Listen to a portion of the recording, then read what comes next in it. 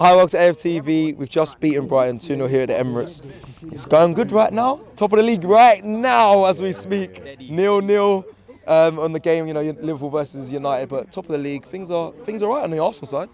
Yeah, I mean, a lot's been made of the style of play. But if you look at, for example, when we beat Manchester City, that was a very different type of performance.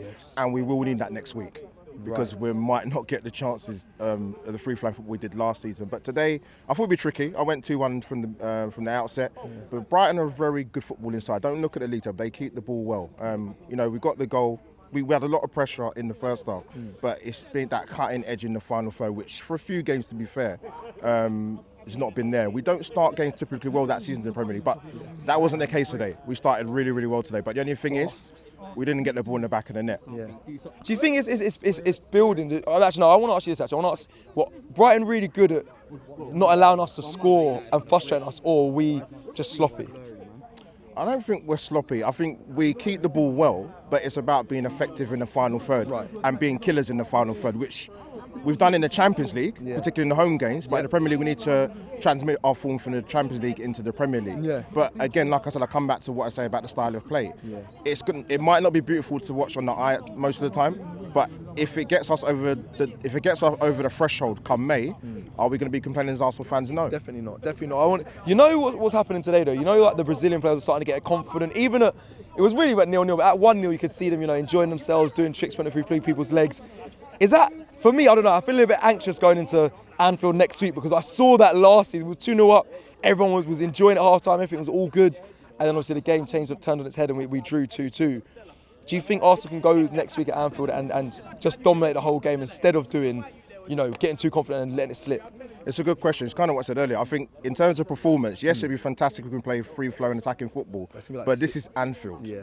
We haven't got a good record there. Right. The performance we had here at home in City, I think that's the kind of performance we probably will see at Anfield next week. But we might not get too many chances, but we have to be clinical. Okay, explain a little bit more on that, on what you expect to see just quickly of the performance. So, like against Man City, do you think we're going to be quite not as attacking, but just picking our chances? Because I think a manager might say, look what you did to them last season in the first half. We'll do like that and then maybe sit back.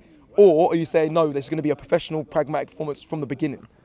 There needs to be a mixture of both to answer in short. Right. But if we can add another 40 minutes on top of the first 40 minutes last season, then we can do it. But you got to remember, when we played them last season, we conceded before half-time, and that was a killer because that completely changed the momentum in the game. But one positive thing about Arsenal is I think we've got the most points in the league in terms of scoring goals the last 5-10 minutes. I think it's 12. Right. Yep. But and also I think scoring first, we haven't lost in about 47 Premier League games. I think that's true. Okay. And we're going to have to take that there. Defensively, I think we're in better shape than probably last season. Yeah. And midfield-wise, Declan Rice is the difference maker. Facts. It is as simple as that. Jesus has been here last season and obviously this season, and he brings fantastic qualities. But the midfield area, he's going to be pivotal for us. And I think in terms of our fullback area, which is shame Tomiyasu's out, but the likes of Ben White and Zinchenko, who will play next week, have got to be given 9 out of 10s because Liverpool, from the top end of the pitch, are absolute killers. Yeah.